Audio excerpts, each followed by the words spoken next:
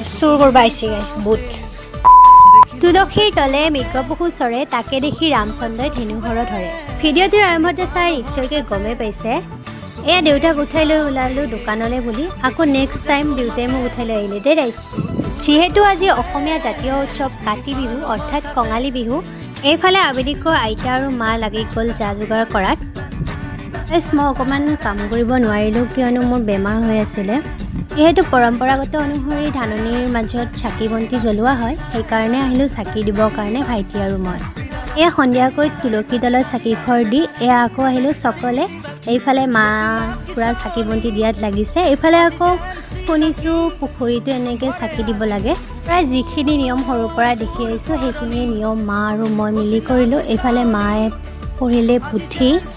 vlog এটাও লৈ আহিছোঁ আপোনালোকে ইউটিউব চেনেলত চাব পিছনে এইফালে ভাইটিয়ে পুট চুৰ কৰিবৰ কাৰণে আহিছে আমিও